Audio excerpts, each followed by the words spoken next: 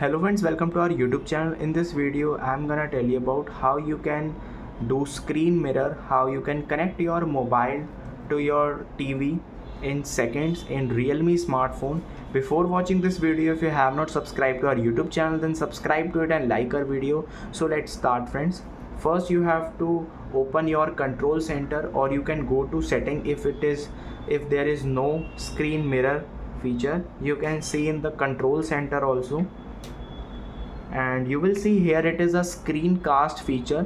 I am telling you in settings, some of have not this feature in control center, so you can just edit it by clicking on edit tiles.